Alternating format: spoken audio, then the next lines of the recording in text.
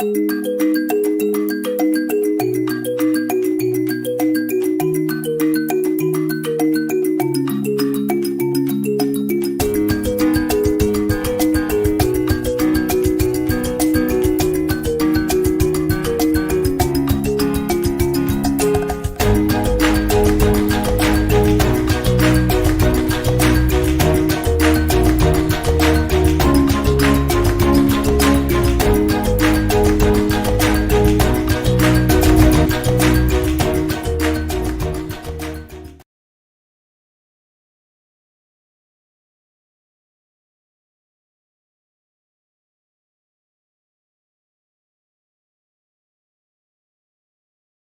hey.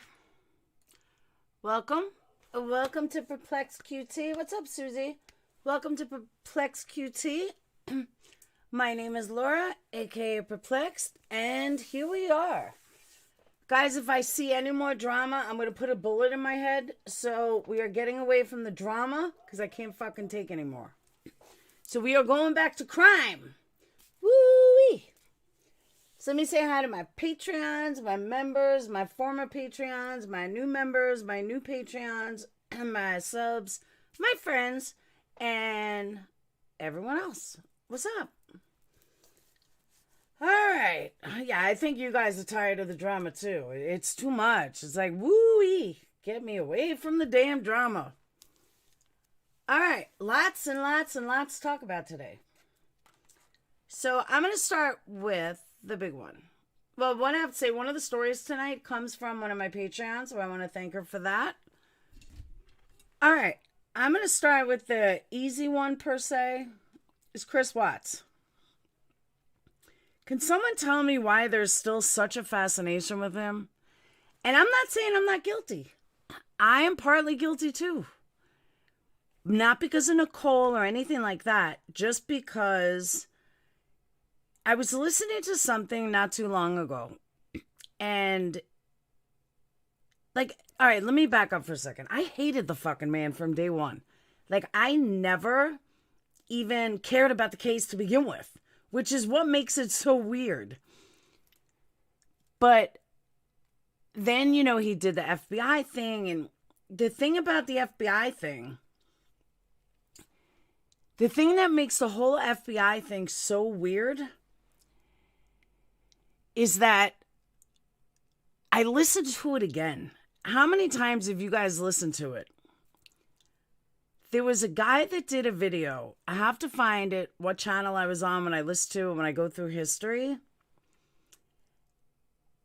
And it just puts a different perspective on it. And it's probably because I haven't listened to it in so long. And when I listen to it, like, you can hear in his voice that I just did not think he was lying. Let me see if I can find it real quick. I was probably under like perplexed. I listened to it a couple days ago. And I was just kind of like, wow. Hold on. Yeah, the neighbor knew he was guilty of sin, but I want you guys to hear this again. Like, the way this person did the video, I was kind of shocked. It was really, really good. I wish I could remember who it was who did it, because that would, like, be easier. Oh, wait, is this it? Hold on. Did I really find it that quickly?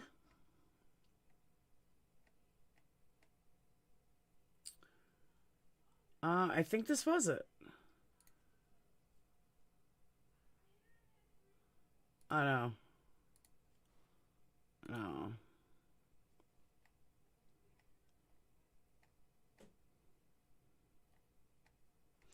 I wish there was a way to do this quicker.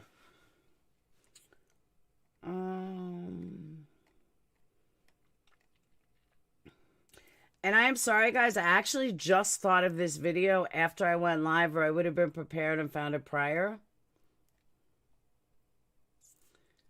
Maybe this is it. No. I'm getting close, though.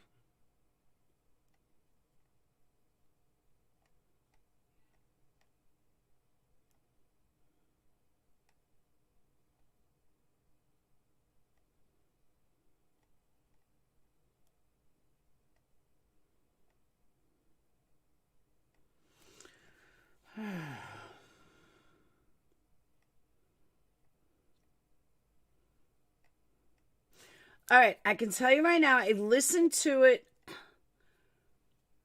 right before Thanksgiving. So that would have been Wednesday night. Because I remember I was cooking and cleaning.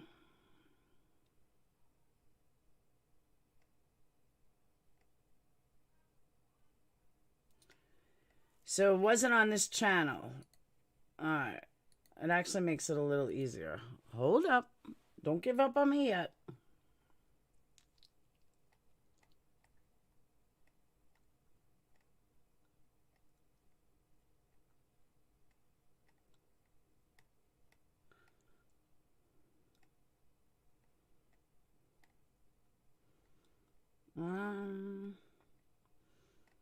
Don't give up on me.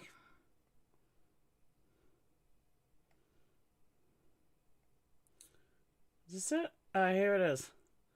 This is it. It was like I read the Bible and said,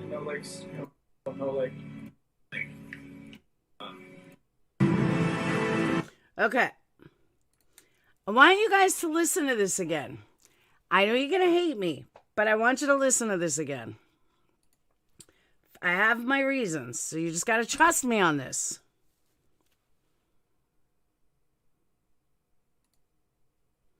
Hang on.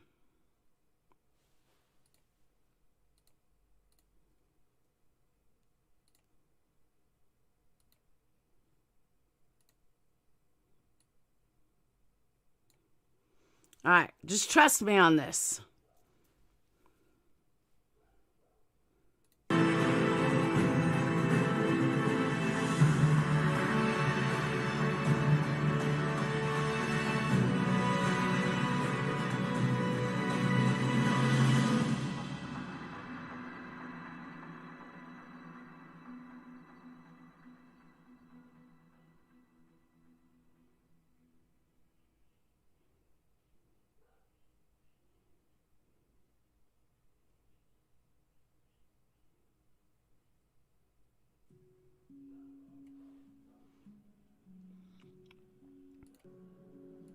Just me and her. Okay.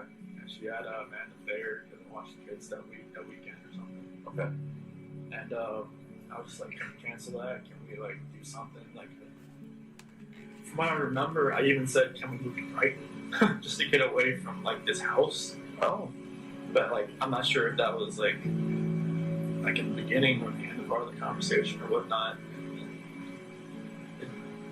That conversation was so many different ways. Like they had gone from like staying together to not staying together to just like all of the above. Okay.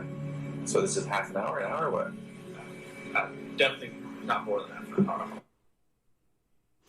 I just want to say I don't want to forget because I'm horrible. UC boss, happy fucking birthday, girl. I know you've had a hell of a year, and I wish you the best birthday ever. And I am so sorry that I didn't say it when I first went live. But I said it to you early, and I was worried about getting stuff together. So, happy birthday, beautiful friend. Okay. I don't think. Are you crying? Is she crying? Yeah, it's back and forth. It's like, she's got mascara. She didn't wash her face when she got home. She had makeup on still, so mascara was running all over her and stuff like that. Yeah, it was nothing about that conversation. I just wish I could take all of that. Just the whole Nikki thing, back everything. So then when did it turn? As far as that conversation? Just at the end when I was... November Rain, happy birthday to you too, boo. I'm horrible today. I was telling her, like, I told her I didn't love her anymore. That's what happened. What happened? She told me to get off her and I don't care. Okay. Did you say she said something like that you were hurting the baby or something? That was before that, because when I was straddling her, it was kind of like around her waist type deal. Why did you get on her like that? I just, when we got on the bed, that's just when I got on. Is that so she would listen to you? I felt like she could probably listen to me just laying beside her, but I got on top of her. Now, the point of me playing this, I don't know how many people have listened to this again. I have not listened to this again, but everything that we know about him, listen to his voice when he explains it. And I want you guys to tell me what you think. That's why I really want you guys to listen. So I give you guys a minute to say happy birthday to everybody. Happy birthday, UC Boss. Happy birthday, November Rain. But yeah, it's pretty intense. What's up, Just Angel? You've never heard this? This is the FBI conversation. This is when he spills his guts.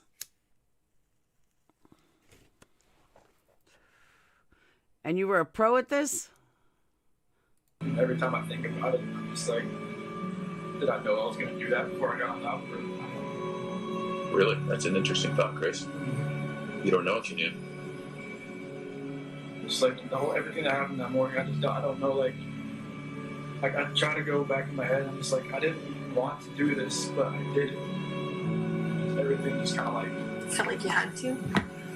It just felt like it was...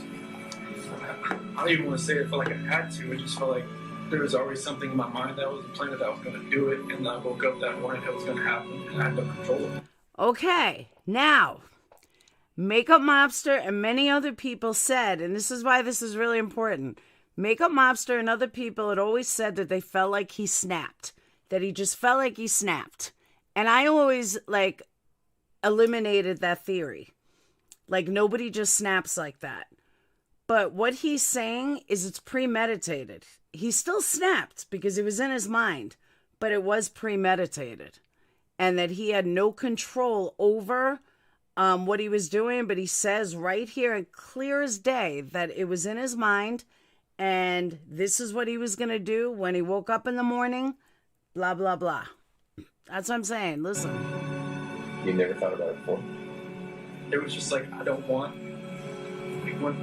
like you said, like in the sentencing hearing, that prosecutor said it takes 2 to 4 minutes for something like that to happen. Like, why couldn't I just let go?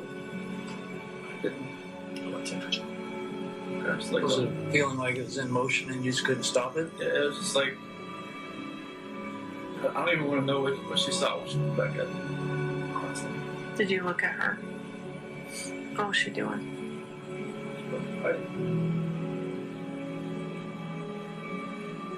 Why do you think she wasn't fighting? No, I believe that it was premeditated, that he didn't snap. That he kind of snapped once he was on her, but that it was premeditated. Like you're in a rage at that point? Covert narcissist, a person who displays a more discreet form of narcissism. They may appear shy, humble, or anxious, but underneath their vulnerable persona is someone who is selfish, manipulative, and a grandiose sense of self, which is exactly what I said to begin with, that he was a narcissist. So, ha! Why? That's the only way I can describe it, honestly. Like a snap or something. I guess if I turned it and said like some, strangulation is more of like a, passionate type thing. It's like, I don't know how that can be passionate. It's just intimate because you're right in there. Using your own hands. It's a lot different than someone standing across the room. He explains all of it. When you're shooting them or something like that, so. It just felt like somebody was like behind me, just like, I just couldn't let go. It's interesting to me because there was a lot of things in your life that were like that, right? Where you're just like, maybe felt out of control, or maybe felt like, I don't know why I couldn't take a step back, or, like even when you said, when your buddy was like, let's go to the football game, you wanted to say yes, you just couldn't. Yeah, I wanted to. Like, I hadn't been to a football game since North Carolina, so I was just like, yeah, sure. Like, I wanted to say that. Yeah. I wanted to just I agree, dog lover. No, we should have felt through. Can't go. So, Then what? Just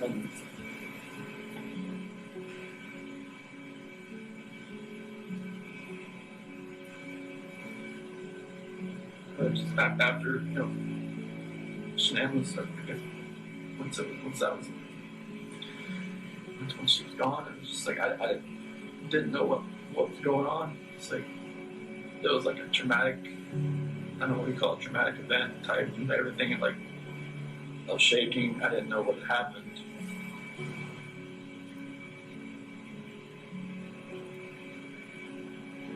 I didn't know what to do. I didn't know what I had done.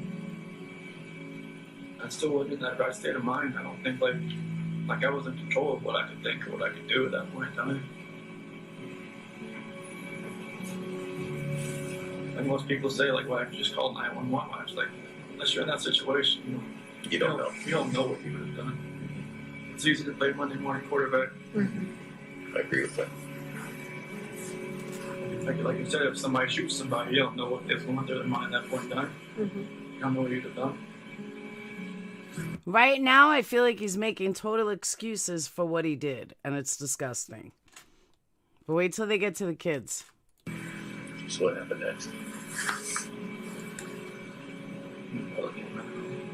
Is that what happened? Bella came in. What'd she say? Mom. Did she hear something? Is that what she said? Obviously, I think. Okay. What'd you tell me? I don't feel good.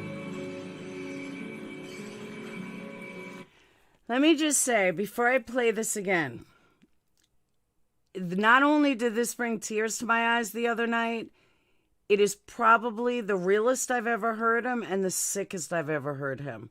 And again, I haven't listened to this since it came out in 2018. So when I heard it again, it kind of put a different spin on it, and it broke my heart. I think you guys will feel the same. But I think he's 100% honest. And, did that happen with Bella right in that room? Not proper. What happened? She walked in as she talked about she was sleeping. Did you take her back to her room? But she had that she found the site. Okay. And what? She carried her downstairs. Back my truck up. At that point, were the girls still there? Okay. Not all narcissists have to have control. I know a narcissist that is a big puss ass and doesn't have to have control. He'd rather be controlled. Think about that for a second. He threw Shanann's dead body in the back seat while his two girls were in back there too. This man has absolutely zero conscience. Zero. His dead wife, their dead mother, is laying there. And he puts the girls back there, no car seat or anything, for like a 45-minute drive. Okay, Chris. That's real good.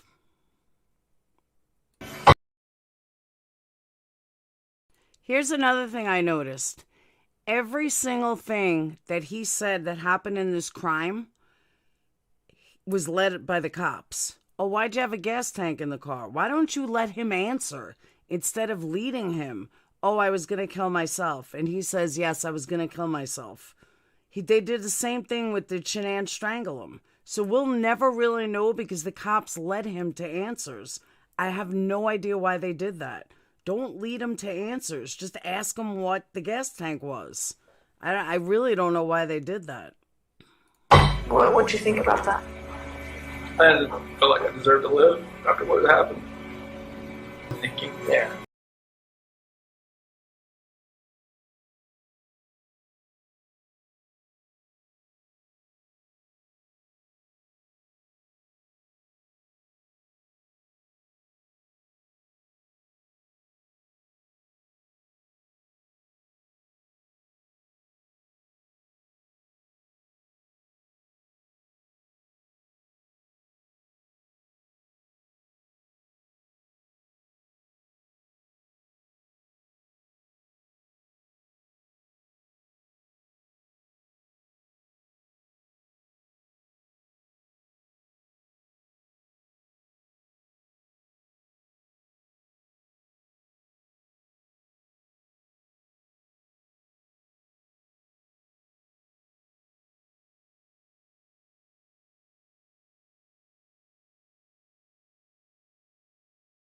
I don't. Yeah. I don't have weapons. I've never hunted before in my life. I don't know what. Nothing was right that morning. Yeah. In anger with Shanann, with everything that. All right, I apologize. I just read that whole fucking thing and you guys didn't hear it. Let me find it.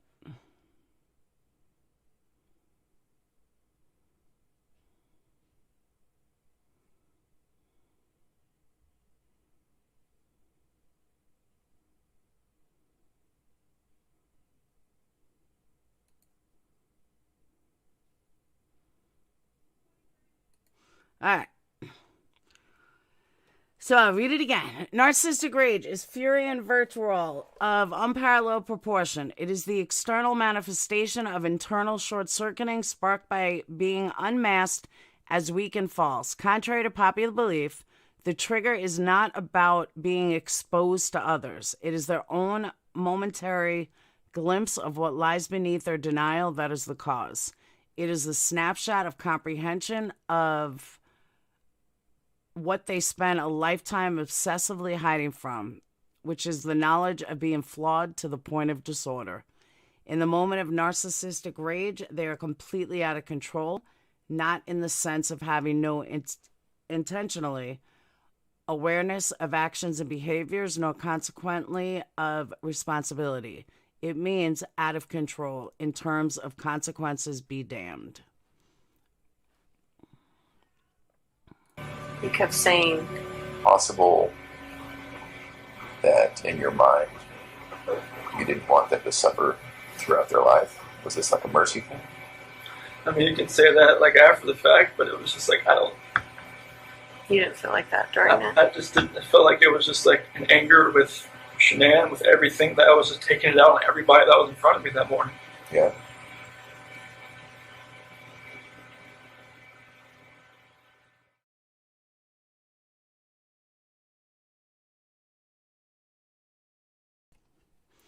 All right. Now that we got that out, tell me the second time didn't hit you even harder than the first time. Because for some reason, maybe it was the music. For some reason, that hit me harder than the first time.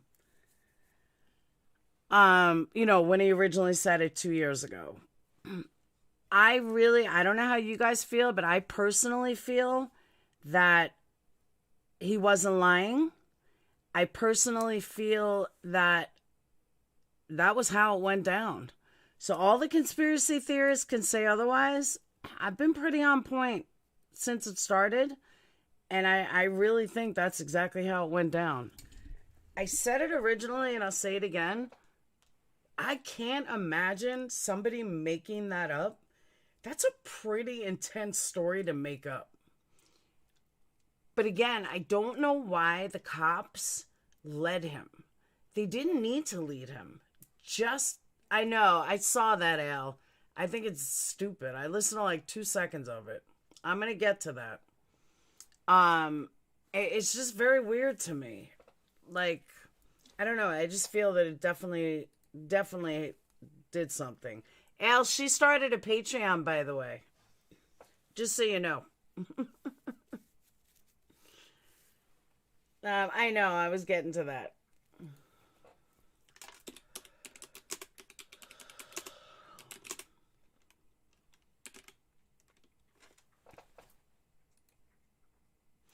So another thing I want to tell you though about Chris Watts, yeah, she is a bad interviewer. I listened to like 5 minutes of it. It's very boring. So, Monica, the kids were not dead before they left the house. I totally agree, Blondie. I think that was exactly how it went down. His reasons in here and there, no. But did anyone hear the CW song called Daddy No? No. But if you ever heard... Oh, let me see if I still have it. I hope I still have it. Hold on. I had a much better one than that.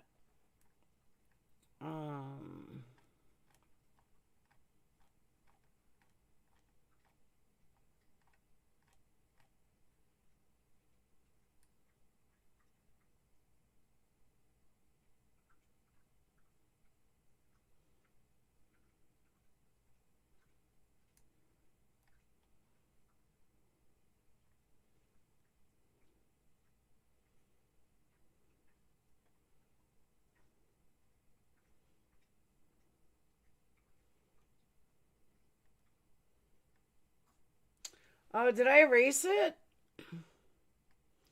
I may have erased it.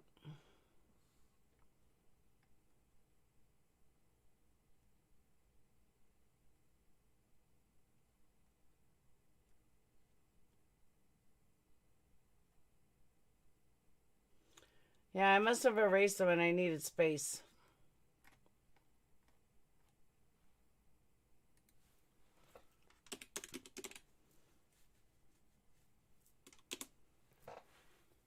Nah, I must have erased it.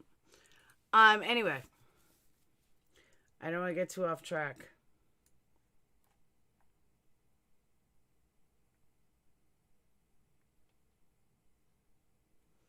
Yeah, I erased it. That was a good song, too. I don't even know why I erased it. Anyway, get back to this. So,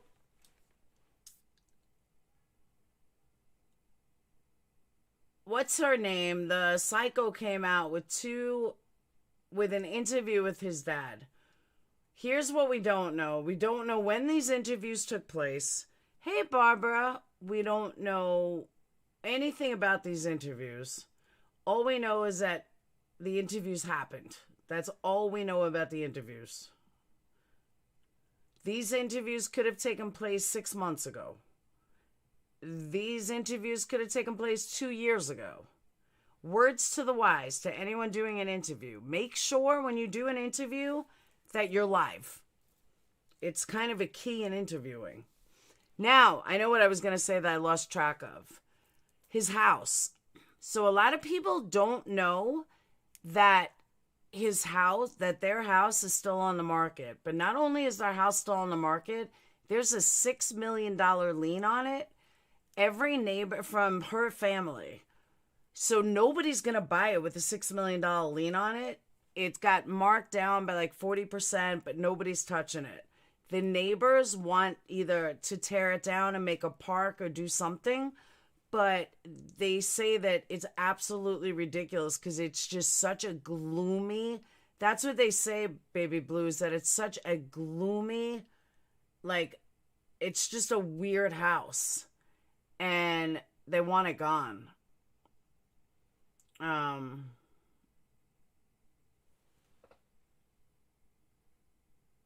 on. What's that?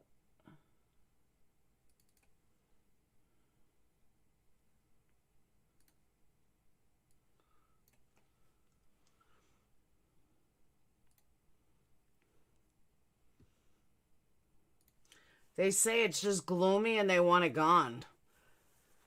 Neighbors say it's just, every time you drive by, it's like creepy. They say it's just not right. Like, it's just, it gives you a very creepy feeling in it. From beginning to end. It hasn't been vandalized though. But yeah, they're probably never going to sell it with the $6 million lien on it.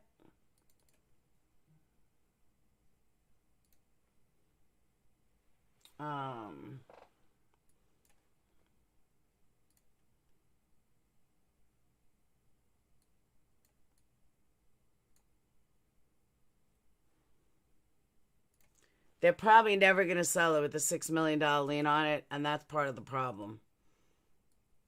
With a $6 million lien, it's not going anywhere. There's a video of NK Cousins saying she just had a baby and is living with the family and changed her name. Yeah, I don't believe, I think that's a total farce. And yeah, total bullshit. I don't believe it at all. Poor neighbors dealing with the lose. I know. Someone to his house be painted and fixed up to have a new vibe. That's one thing, but $6 million, her family has a $6 million hold on it. $6 million lien. It could be haunted, but nobody wants to buy it because of the price. It's just sitting. It's in limbo.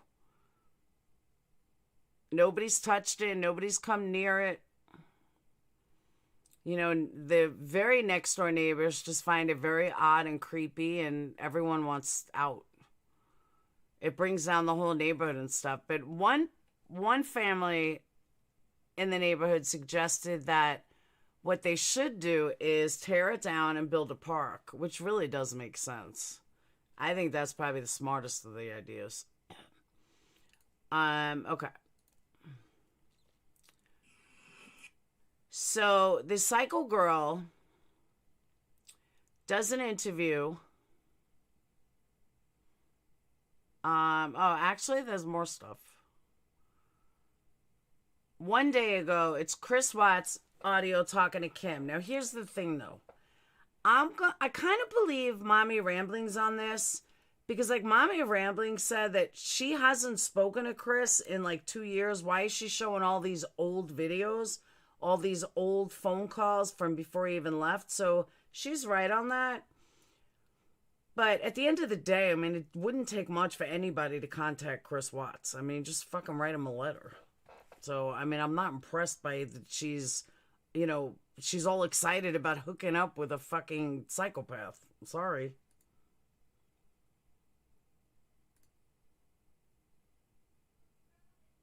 I had to answer the questions.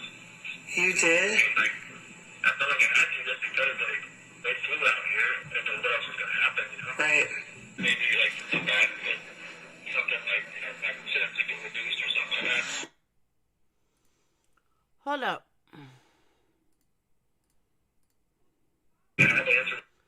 So he said I had to answer the questions. Then he said, I mean, like, I felt like I had to just because, like, they flew out here and they didn't know what else was going to happen, you know? Maybe, like, I'd come back and something like, you know, my sentence would get reduced or something like that. So in this paragraph, he said 1, 2, 3, 4, 5. In 3 lines, 6 times, he said like. I thought they had filed bankruptcy. I don't know, but the parents won a lawsuit, so it's $6 million against them. No. That they just have a $6 million lien on the house. It seems they won a civil lawsuit. I got it from 3 days ago. Rumor has it he's having a jail romance. Fuck, he's there for life. He might as well be.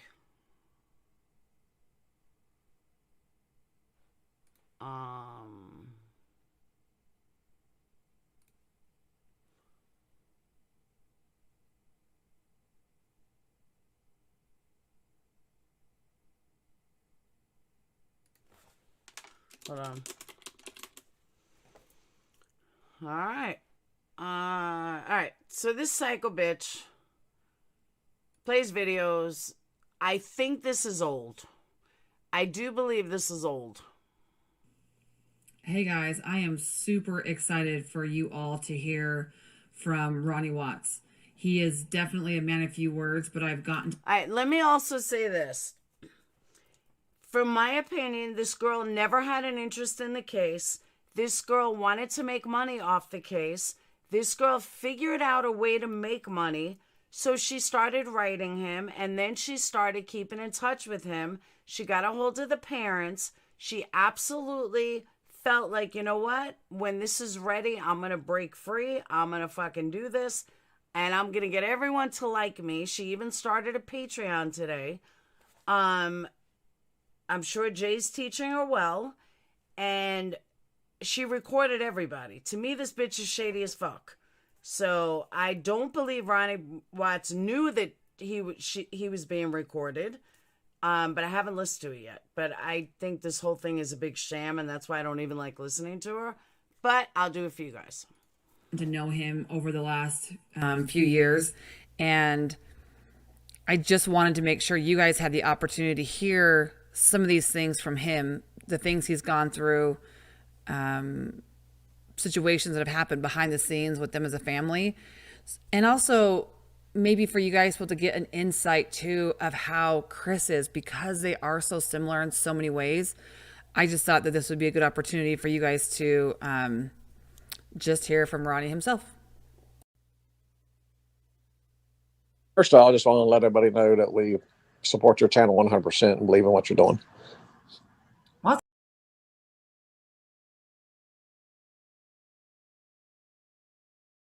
awesome. Thank you. Okay.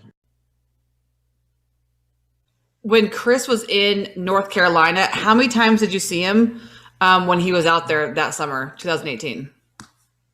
The 6 weeks she was down here, he came down for the last week, and that's when they went to the beach and stuff. Of course, we went down to the beach at the same time. We said we was 5 miles apart, and never got to see him because she wouldn't allow it.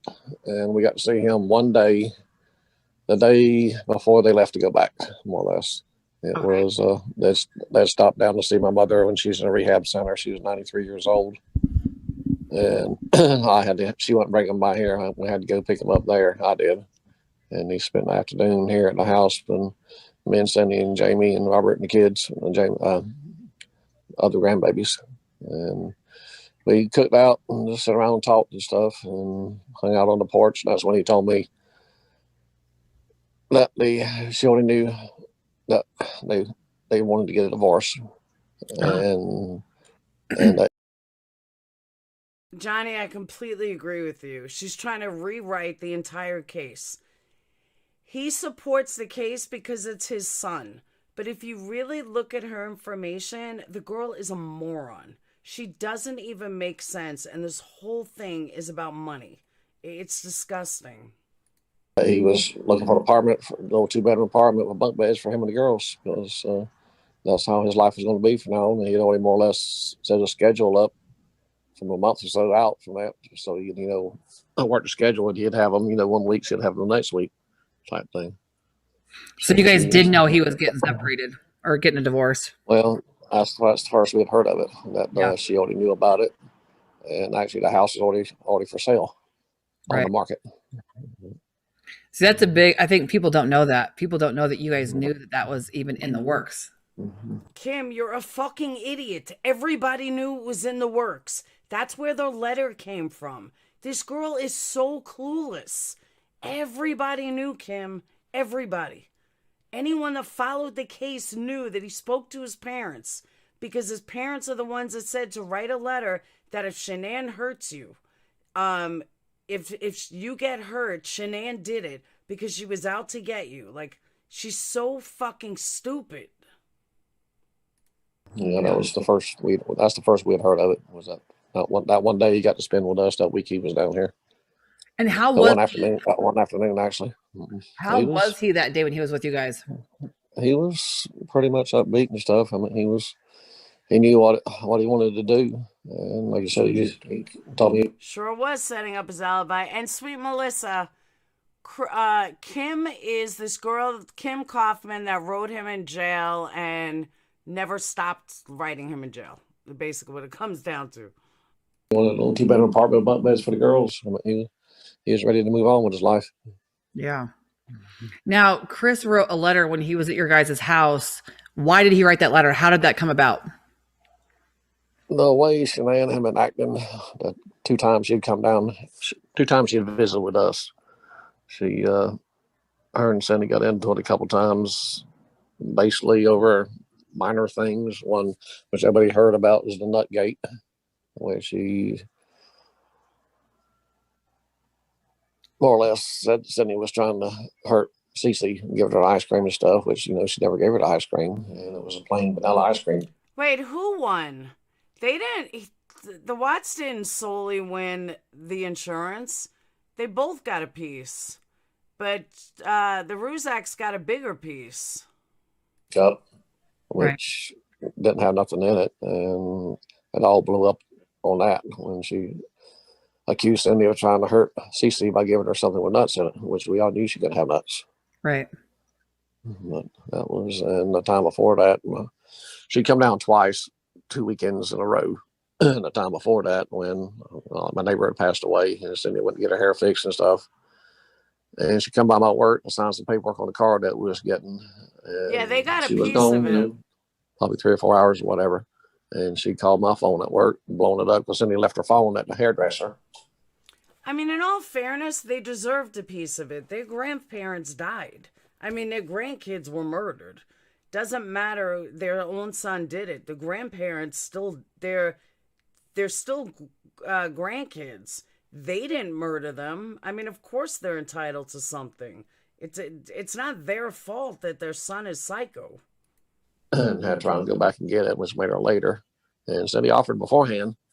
Said, "I'm going to go ahead and take you back to 7 pounds now." I said, "No, I'll just wait till you get done with everything." And she fussing at Sunday saying, "You left me alone with these kids for 5 hours." I said, "Well, they're your kids too. You're not down here for us to watch them 24/7. Right. Yeah. When you first heard that like Shanann and the girls were missing, what did you think? I thought she'd just run off with the kids just to punish Chris for something. I thought she would just run off with the kids somewhere and just punishing Chris for something. That's just the way she is. Right. When you picked up Chris from the airport, what did you guys talk about? And did he say, Can she ask relevant questions? Like, did Jay tell her what questions to ask? This is like the worst interview ever. Ever. anything particular that stood out to you? Not just one thing that really I didn't catch what he was saying. I meant the police department, Frederick Police Department kept calling. One of the detectives there kept calling them. They kept dropping the call. And every time we start talking, he'd call back again. And then Chris would talk to him for a few minutes. He'd drop the call on bad reception or whatever. And he just said one thing, which it didn't make any sense to me at the time. He said, "So I wish I should have just went to the Rockies game that night," which it didn't click at the time. But, right. Now I know. But, right. So when he was talking to the police station, obviously some of that stuff has been released, but is there anything that, I mean, there's parts of it that were like fast forwarded through or redacted. Is there anything that... Sandy, the DNA was already released. DNA on Nico, it was Chris's kid. Like, I don't get why everybody forgets all this. The DNA does match CW. It was already a match. Like, this is why I can't believe this girl is so dumb. This is why she waited this long. And this is why I get aggravated. This is as aggravated as I got the first time. Because I just can't deal with these fucking idiots. The DNA already matched. It's not new info. You know that he said to you that wasn't released? Yeah, because when we was talking, when he told me what happened, and actually and told me where the girls were at, and he said, "Dad, I could not put them with her after what she did to them." And right after that, he said she was evil. So they obviously didn't, like, they redacted that and didn't release that to the public. So everyone... That's something kind of stayed in my mind when he said, when I found out where the girls were at, he said, "Dad, I cannot put them with her after what she did to them." Yeah. Mm-hmm. That would be a very... See, but Sandy, you know what? That's what's happening is her and Jay, they're trying to get people to like second guess what they knew 2 years ago and make it sound like, oh, did I forget that? It's called gaslighting. It's what they're doing. It's absolutely ridiculous. All of this has been done already. Like, it's just crazy to me. Hard thing to get out of your head for sure. So everyone talks about Chris's lack of emotions. Like explain to people like how emotional you are, how many times has Cindy seen you cry? Is that kind of just talk about, emotions in your family or how you and Chris are, I guess? It's very seldom ever crying. The last 2 times I ever remember crying was at the memorial service we had for Bella and Cece at the gravesite. I did cry there. And a few weeks later, was at church when I got baptized, and we was all hugging and worshiping with the preacher and everything and talking. I was crying then. I think that's a long time she's seen me crying, probably last 20 years, probably. Wow. And so Chris is, he looks like he's the same way. He seems like he's the same way. Yeah, thanks. I hold a lot of things in, which he does too. And you can take it for what it is. That's why I was brought up. I'm sorry. Yeah, no, I mean, there's nothing to be sorry about. Everyone handles everything differently. So when you left, when you talked to Chris in the police station, did you... Meerkat, half true, half false. What I mean by that is it actually was that she knew something was going on because she was talking about living with her mom and how that's the only way she can make it work is if she moved in with her mom. So you're half right, half wrong. She was looking for schools without him. So you actually had asked for an attorney at some point, and then when all of that was over, they walked you out. Did they let you come back to the police station the next day and see him again? Like, what happened after they walked you out that Uh, night? After everything was over, they ended up taking me to a hotel, and because I couldn't stay at the house or anything, so I went to a hotel and I called back and stuff the next morning trying to find out where he was at, where I could see him and stuff. He said, "No, you can't see him." And actually never did tell me where he was at. They said he's not allowed any visitors or anything at this time. So I never got to see him again. I tried 2 or 3 times that day to get up with him. And that's So when I was leaving, going back to the airport. That's when the defense lawyers called me. And I turned around and come back and talked to them that afternoon. did you get to see Chris when you were talking to them, or no? No. The only time we got to see him from the time of his arrest was the night before the plea deal. We got to see him. Each of us talked to him for 30 minutes on my closed circuit TV.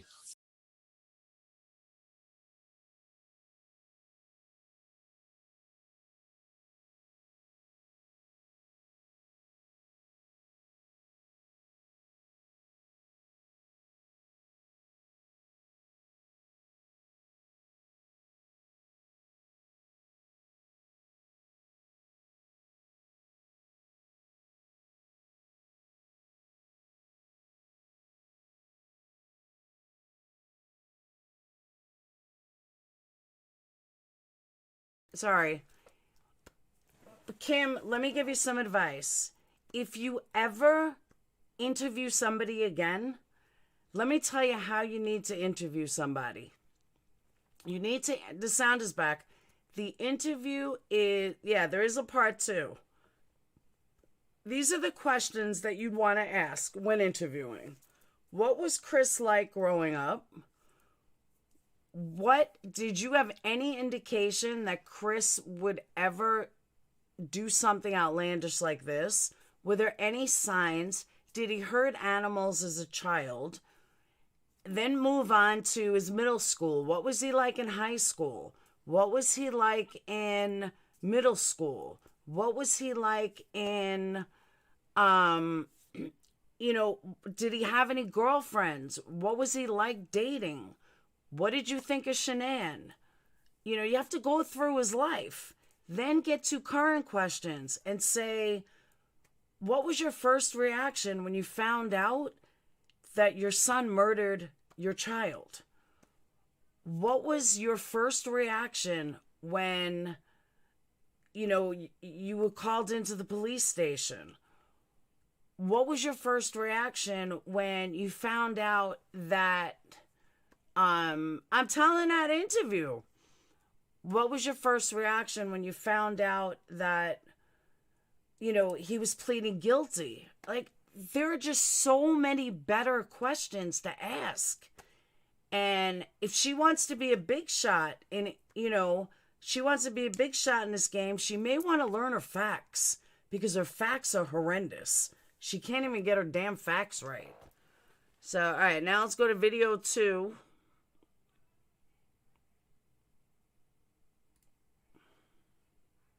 Motherfucker should get me to interview. She just wants money, clearly. I totally agree with that.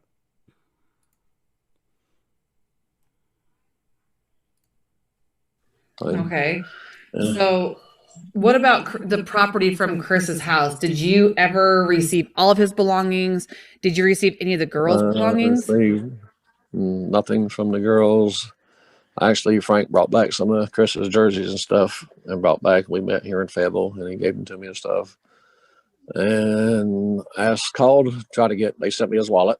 I called the DA trying to get his phone and he refused to return it to me. And I said, the reason behind that, and he said, well, he had heard through People magazine or whatever that Christopher might be appealing this case, so he would not give me his phone. Well, that's weird because, that would only be something that's a recent conversation. So they've had 2 years to return it to you. Yeah, exactly. Exactly. Interesting. Go ahead. Another thing, the night before the sentencing, we actually got to see the assistant DA. We didn't get to see the assistant DA. So we went over to see him that night with the so-called victims advocate person and talked to him. And we went in there, sat down with him, and we was talking. And I asked him, what evidence do you have He said, well, we have a theory. I said, well, what evidence do you have? He kept saying, we got a theory. He would never tell me what evidence. He never showed us any evidence.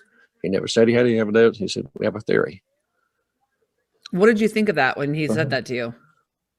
Well, it's the same song and dance he did in this interview after sentencing. He never would say what he showed us because he didn't show us anything at all. Yeah, that is crazy. So Jean Powers, you mentioned her, the victim's advocate.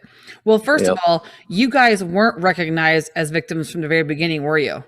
No, not till right before the sentencing. We was at the hotel with her right before we went over. Me and Cindy both wrote out what we was going to say. We asked her what she was going to say. She said she was going to wing it. And we had no idea what she was going to say when she got up there. And we was just shocked as everybody else was what she said, because we did not agree with anything she said. I remember that. Calling Cindy and you guys right after saying, what's going on? And Cindy had no idea what I was talking about because she didn't even hear. She said you guys were so nervous. What were you feeling when you were in the courtroom that day? What was going through your mind? How was that seeing Chris there? Like, what was that whole experience like for you? Well, that was only the second time we've seen him, and from the time it happened till the sentencing. And it was hard, very hard for us. But, we still love our son no matter what. And it's very hard to go through, losing the grandchildren and everything. And it's been real hard on us the last 2 years.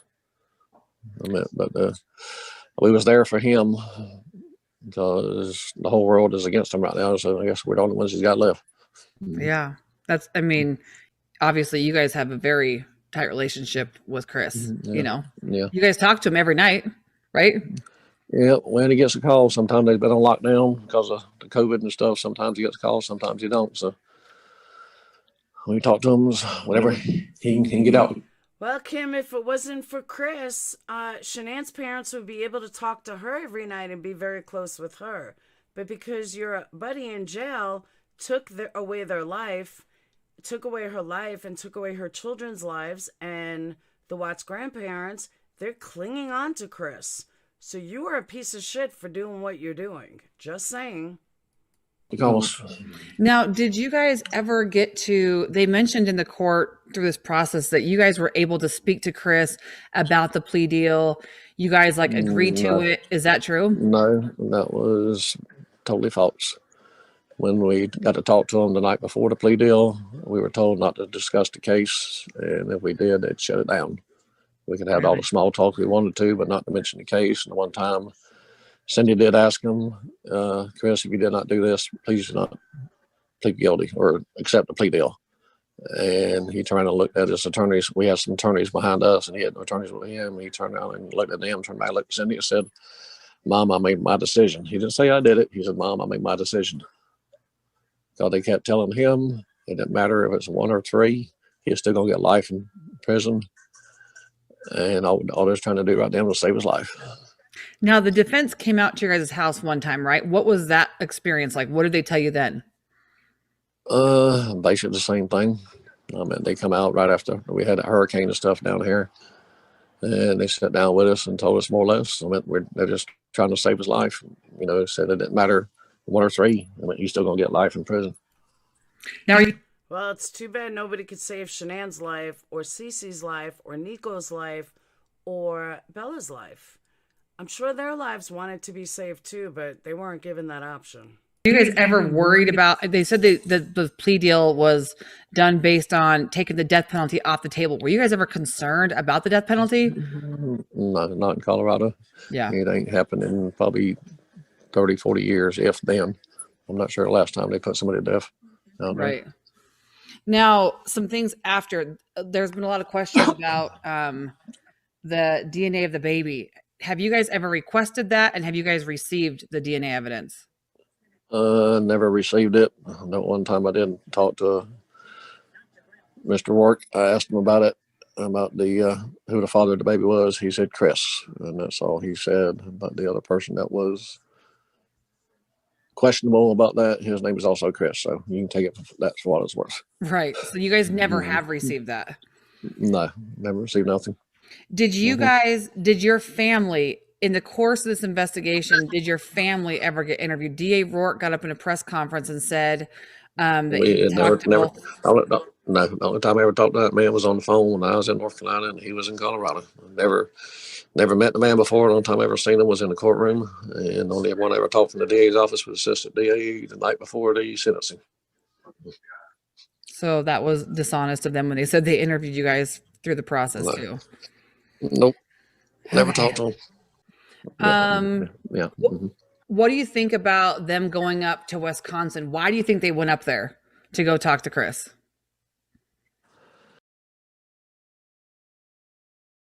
I got a question. And I mean this. Does it fucking matter even if the baby wasn't his? If Nico wasn't Chris's, does that fucking matter? Because Chris didn't know that. We all know Chris killed him. So whether the point of the baby being his or not has nothing to do with anything. It doesn't fucking matter.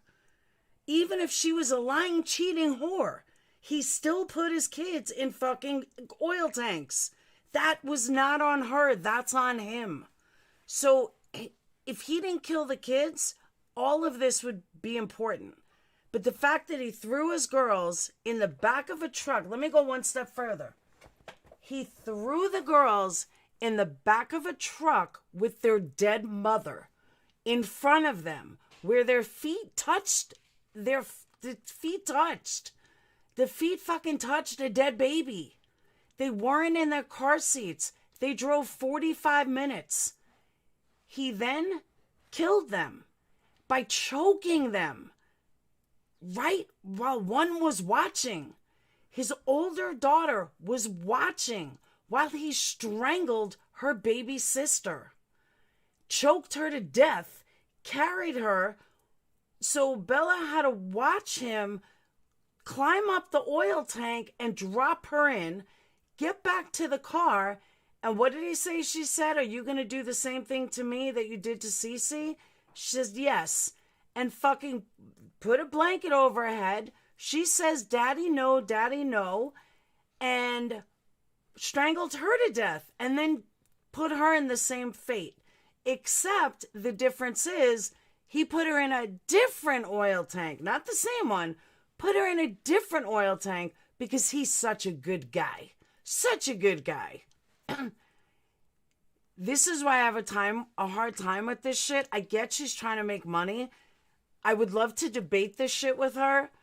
It would be epic because I would fucking destroy this girl.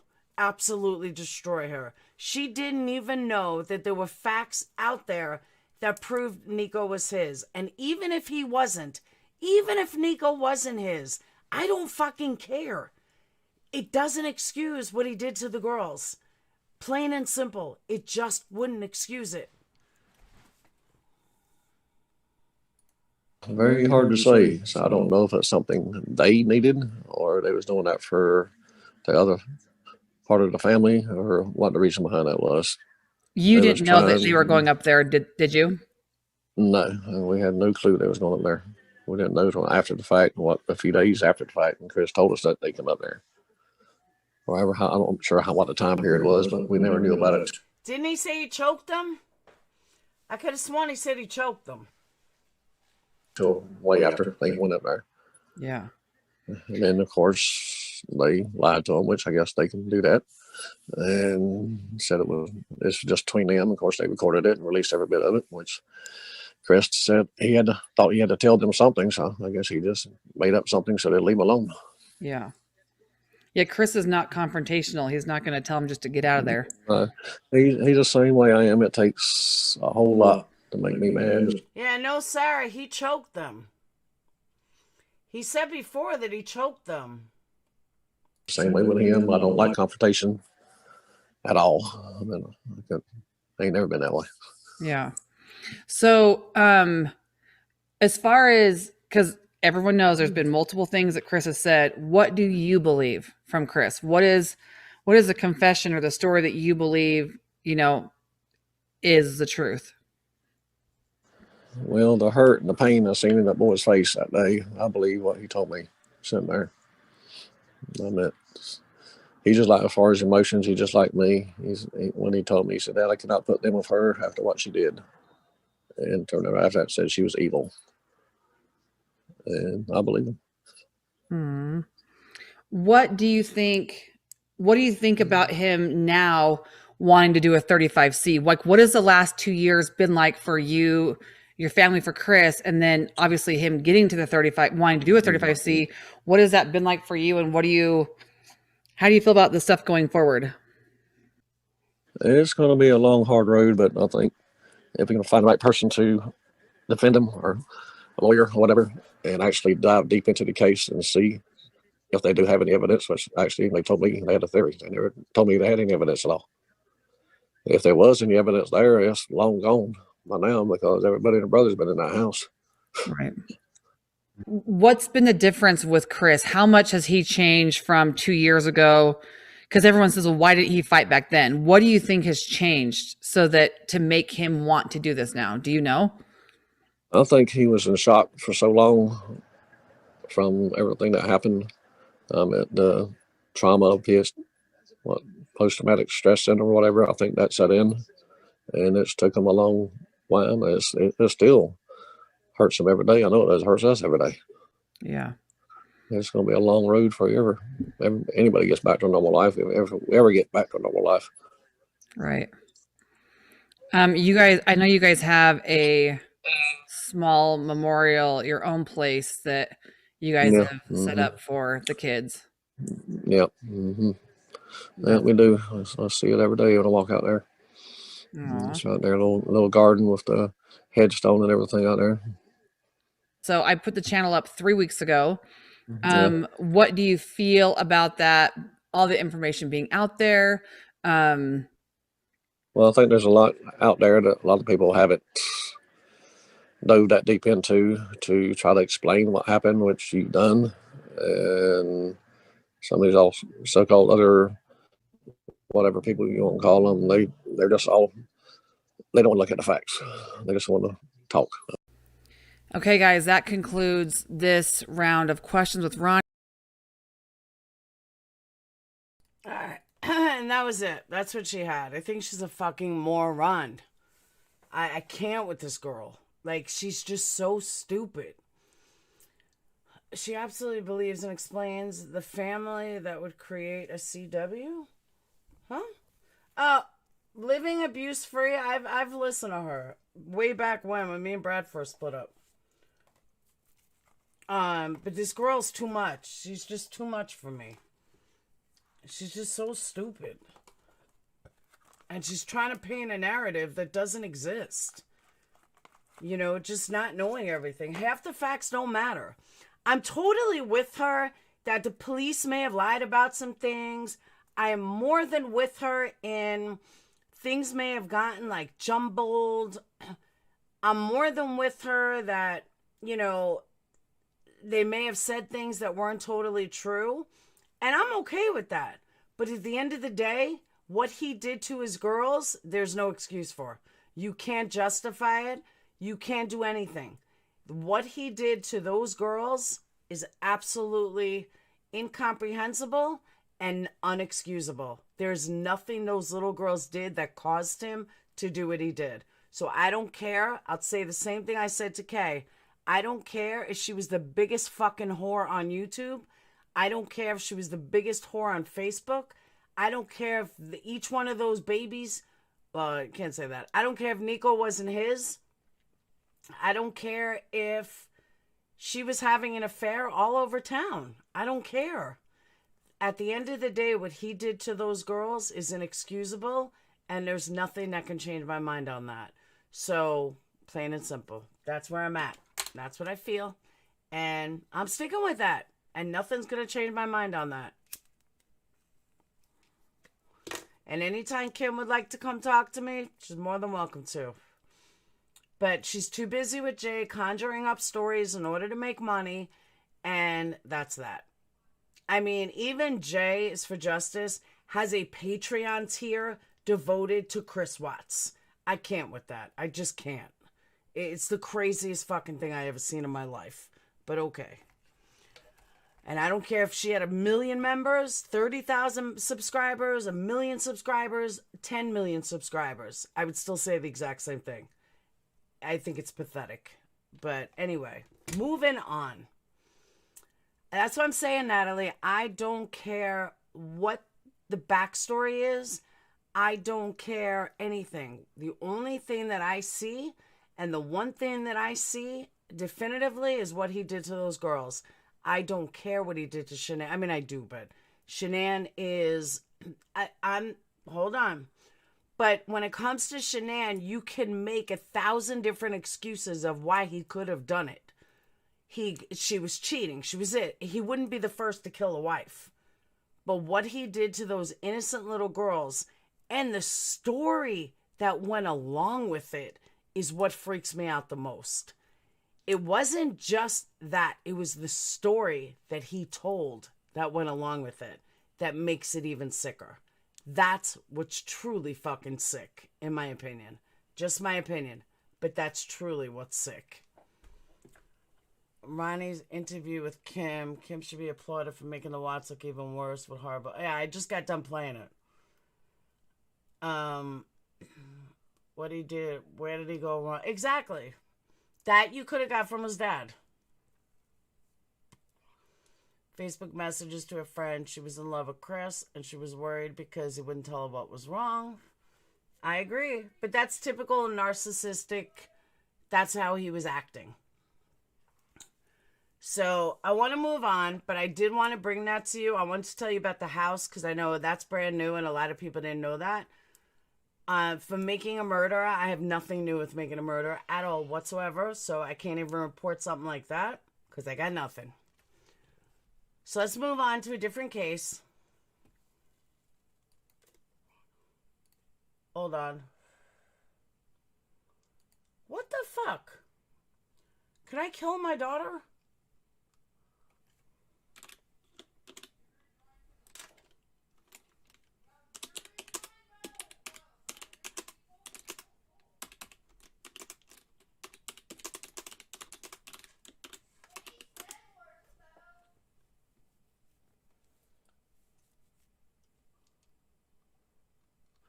All right. She can't rewrite the discovery. I totally agree. All right. Do you guys want the girl in the trunk first? Or do you want the pregnant dead body? The pregnant 22-year-old. Which one do you want first?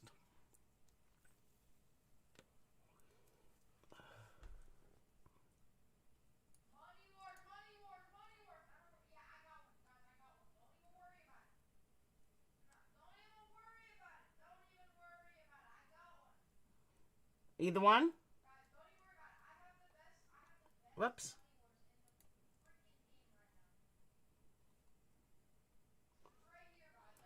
All right. Body in the trunk. This was actually given to me from a Patreon. That's Dayton. Not Dalton, Dayton. All right. Hold on.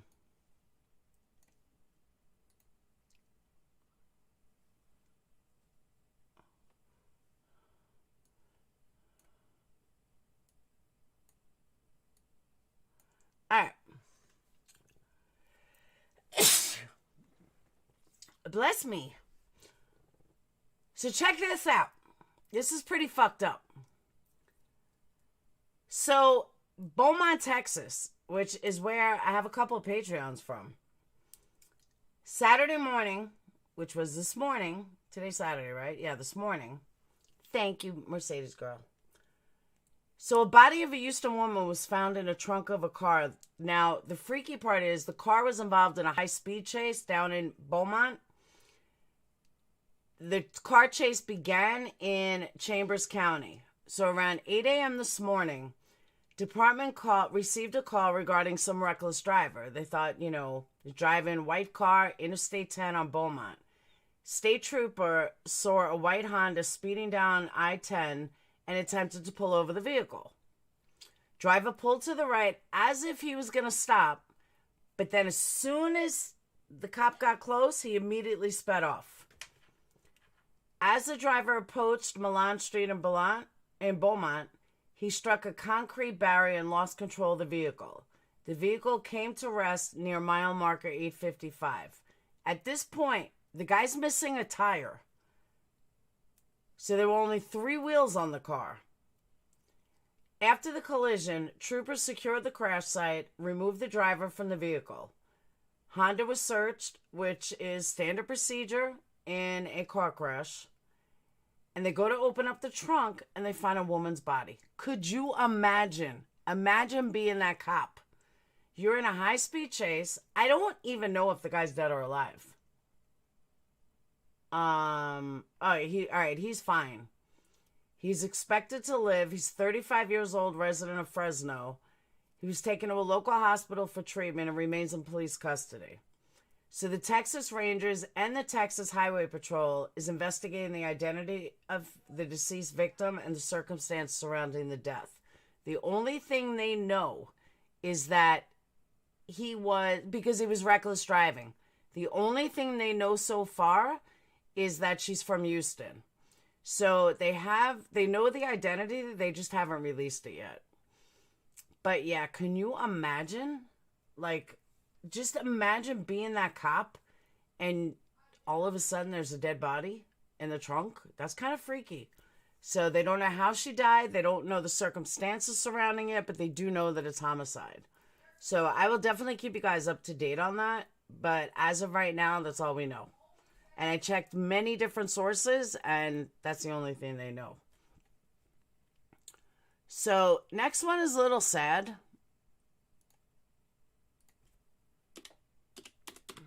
Hold on. Accidentally closed it out before. A lot of people live in Texas. So Right now, there is still a very active crime scene here. You can see back there several detectives going in and out of this house with flashlights. Crime scene tape is still wrapped around the house where Amethyst Killian lived with her family. The sudden death of the 22-year-old pregnant mom has devastated Killian's relatives and neighbors. I couldn't believe it when I got home and her brother was the first one that I saw. A teary-eyed Susan Brown arrived home Friday afternoon and immediately was gripped with sadness. She couldn't believe her 22-year-old neighbor, Amethyst Amy Killian, was found dead in some woods behind Killian's home in St. Peters. Relatives say Killian had a 5-month-old son, a 7-year-old daughter, and recently learned she was pregnant with her third child. I saw her all the time walking the baby up and down the sidewalk in a stroller.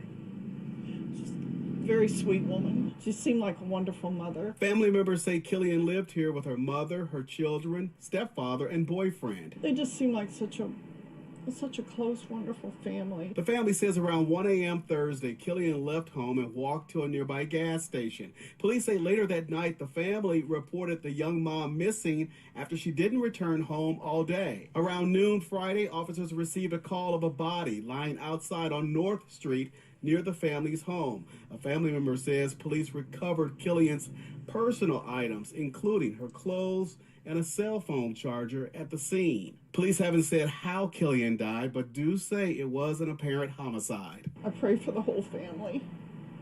It's horrible. And back here live, detectives with the Major Case Squad are now assisting St. Peter's Police with the homicide investigation. Now, they're also asking anyone with any information to call Crime Stoppers at the number you see at the bottom of your screen. And remember, you can remain anonymous. We're live in St. Peter's. I'm Robert Townsend, 5 Year Side. how sad is that? She was 22 years old. She had a 7-year-old. Meaning she had a baby at 15. She probably walked to the store to get cigarettes or went to the store to get cigarettes and never returned home. And then they found her literally like a week right behind the I don't know. Oh, she was white. She was white. They found her woods by her house. That's kind of sad. I mean, she was young. I'll show you a picture of her.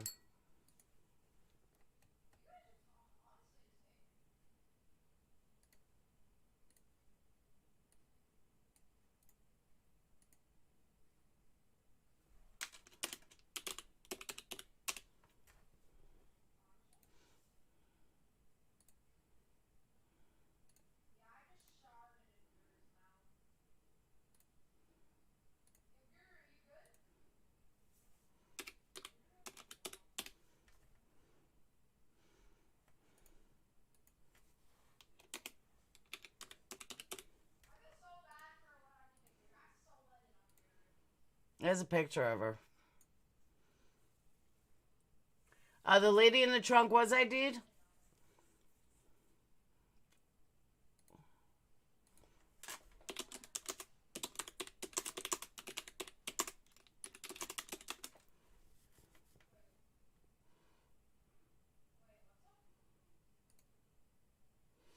Okay.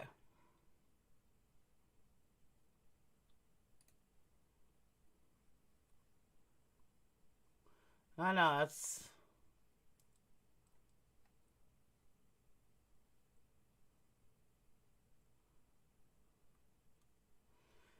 No, you know what's funny? Maybe it has to do with a white car. Because I just pulled up something. There was a woman in Philadelphia who was found in a trunk of a white car.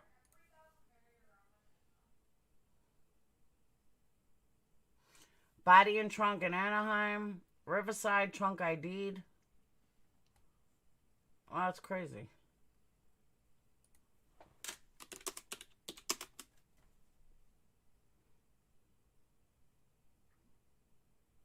Okay. They found a body of a 28-year-old African-American woman in the trunk.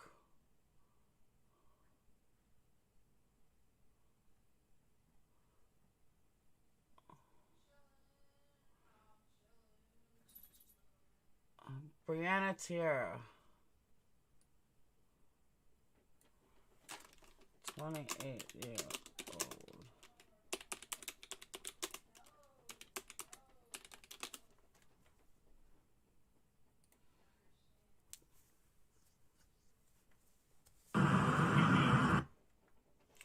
All right.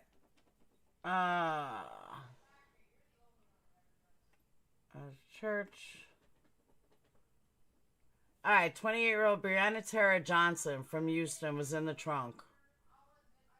Full autopsy was ordered. He was drunk, tampering with the evidence, and abuse of a corpse. Additional felony charges may be followed. So they did have her identity.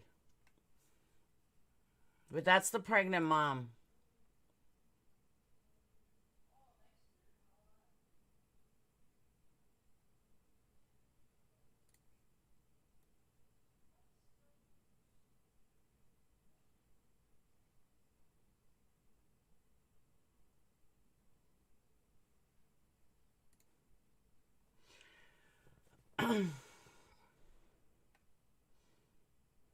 There is a story out of Canada. Toddler was kidnapped by his dad and dies in shooting as police try to arrest suspect. So a Canadian toddler was killed on Thursday when Ontario police fired at the boy's father, who was allegedly abducted the child and fled with officers in pursuit. The father was also struck by bullets and taken to a hospital. A police officer was seriously injured in a collision between a suspect's vehicle, a police cruiser, and a civilian vehicle. 33-year-old suspect, who has not been named, was arrested and taken to a hospital for treatment of his serious injuries. Details on his current condition were not provided. Special Investigations Unit said that the incident began with a call to police around 8:40 a.m. Thursday, saying that a father was abducted his son in Trent Lakes, a tiny township. Police officers spotted the suspect's vehicle. Officers tried to make a traffic stop. After a collision, an interaction ensued, and the 33-year-old vehicle drivers and officers discharged their firearms. Man was struck and airlifted to the hospital. At that point, officers discovered the 1-year-old boy in the truck. He was now pronounced dead at the scene. Investigators have not said if the boy was killed by police gunfire. Detectives did find a handgun, which we don't know if that's true or not either. So yeah, they were shooting up the truck and they killed him.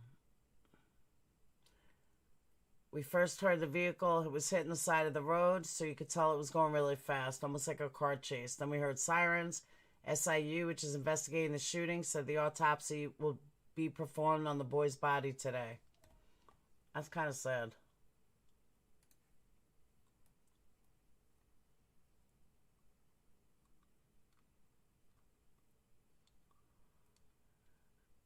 Last one. Hurricane relief workers charged in death of woman found in burning car. 3 guys that were in hurricane relief work in Louisiana were arrested this week in connection with the death of a woman whose body was found in a burning vehicle in western part of the state. Morgan Douglas, 23, has been charged second-degree murder in the case, as well as aggravated arson, 2 counts of obstruction of justice, and 1 count of criminal conspiracy. Dixon Fife, 24, and Michael Dean Roberts, 43, have been charged with 1 count each of aggravated arson, 2 counts each of obstruction of justice, 1 count each of criminal conspiracy, 1 count each of accessory after the fact second-degree murder. As of yet, the woman's identity has not been released. It was found on November 20th when the firefighters responded to a call about a car fire in DeQuincy, north of Lake Charles. They extinguished blaze and the body was found. Investigators made the connection. They made the arrest, said identification and cause of death are pending, completion autopsy, but they said that they believe the woman was from Lake Charles and was 27 years old. Investigators made the connection through Fife, who had known her for a number of years. 2 of the suspects confessed to their parts in the victim's death and the disposal of her body, the fire marshal said. Canadian cops kill babies and American cops kill African Americans. The world is fucked up. Good point.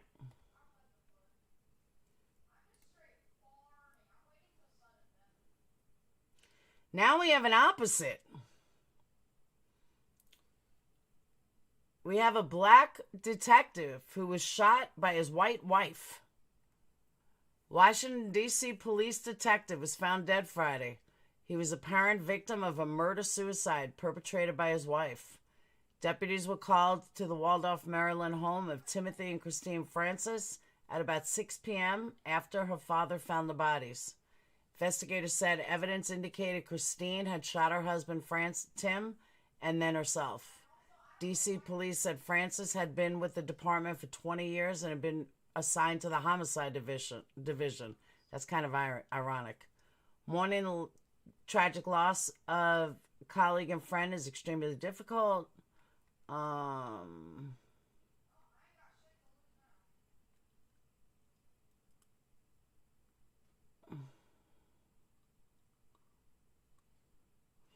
Wow. The day before she was killed, the day before she killed him and killed herself, she made a Facebook post that said, "This day meant everything to me. This marriage wasn't put together for a great reason. Couldn't more confident and stayed together forever and not giving up. I love you and what we had together. You, all I even want needed. You and I belong together and always. We had 6 years of experience and memories that should have taken precedence over everything in everything we did. But we got lost in petty shit and you believed it was a mistake. AMD tests immature. Tim and Christina Francis together. Our wedding video, 2017. So happy with how it turned out. Thank you, so-and-so. I love you, Tim Francis. This was our day, baby." Damn. Not revealed a motive, but Christina changed both her cover photo on profile on Facebook to images of herself and her husband early Friday morning with 2 poignant posts. One of her children calling them her pride and joy, and another reposting the couple's wedding video, saying this day meant everything to me, blah, blah, blah. Both posts are filled with typographical errors and followed by heartfelt comments from friends. Let's check it out. Hold on.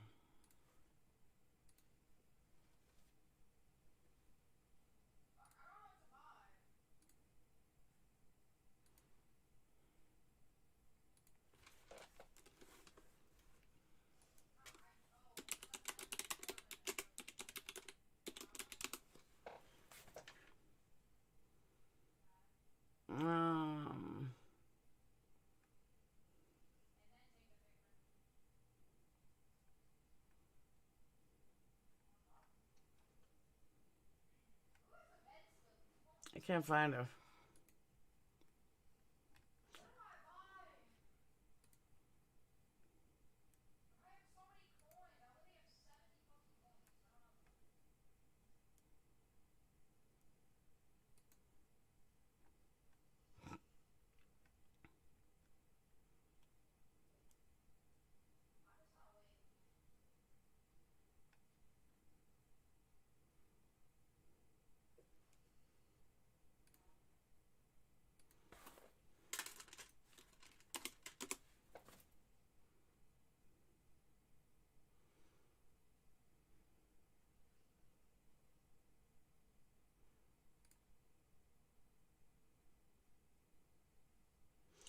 All right.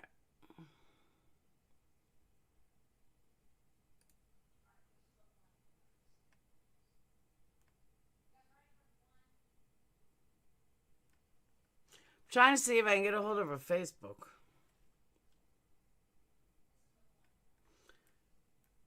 They may have taken it down. He was a veteran cop, though. Now, let me show you.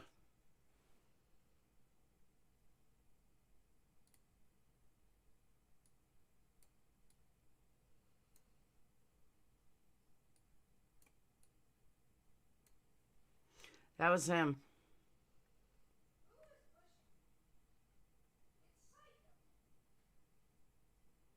She was 41, he was 50. Beautiful home.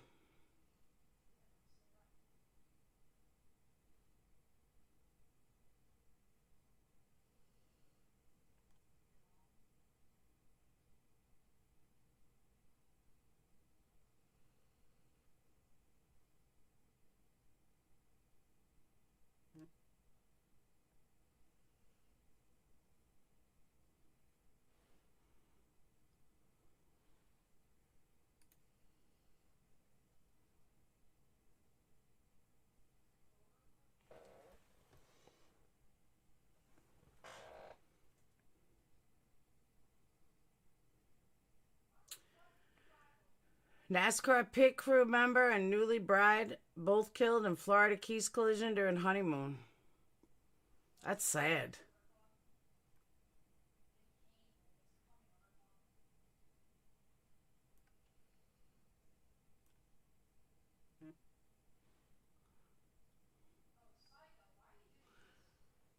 It was an accident. Oh, which one you on? Which one are you talking about? Thank you, Bonnie. I look like Elsa. Tell her, let it go.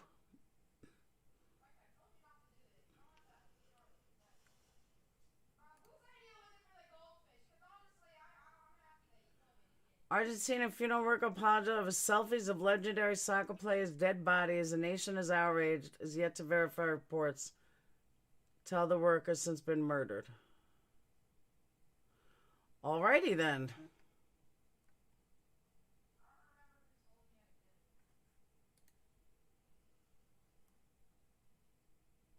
Right now, there is still a very active crime scene here. You can see back there several. Saw that already. Yeah, Amethyst Killian.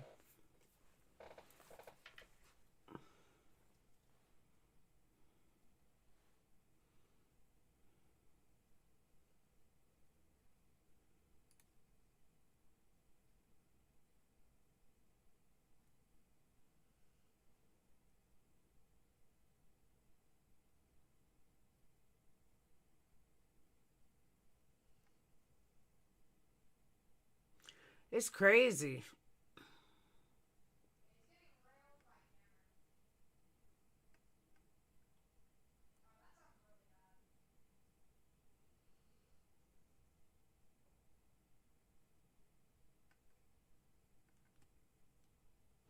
People in the world are cray cray.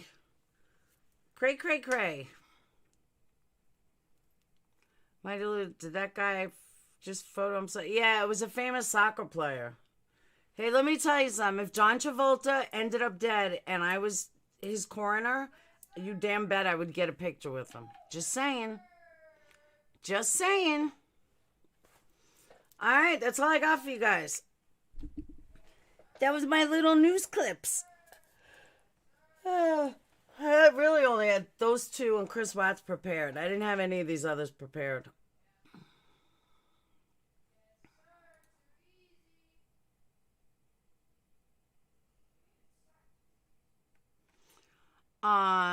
Jessica, this channel is people that do like these stories, not the ones that don't. Wait, am I delusional? Oh. Keep safe, everyone. Gonna hit the bed. Me too, Natalie. I'm such a loser. It's Saturday night. So I hope you guys got... I couldn't do any more drama. I'm so over the damn drama. I just couldn't do it anymore. Like, too much craziness today on the tubes. Last day of the month. Everyone get their Christmas lights up. I got my Christmas tree up, same as last year. It's black and white. I got some lights up. I still got to do inventory. I fucked up a candle that I sent her the wrong one, so I got to redo it. I'm over the drama too. It's too much. I would rather you meet him, John, alive, with me at his favorite pizza place in Brooklyn. Dawn, I'm there. I am there. Especially now that he's single. You're welcome, Bonnie.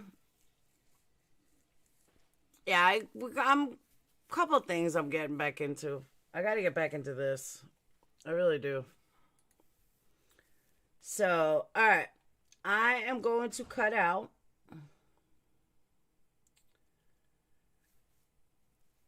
I will see you guys later. What do you guys think about his wife dying? I think it's horrific. But I think it gives me a chance to love him. Because I know he's waiting for me to love him. No, she had health care. You couldn't save her. They just couldn't save her. So, I will see you guys later. Hey, Susie, Phoenix is selling cheesecakes. You want to buy one? Yum, yum. I got to put in the orders of the ones that did it already. Yum, yum. Oh, fuck. All right. I will see you guys later. Have a wonderful night. Peace, love. And don't forget to hit that subscribe button. And I will see you all later. Peace out. Oh, wait. Tomorrow's the last day of the month. Not tonight. All right. Thank you, Jessica. All right. I will see you guys later.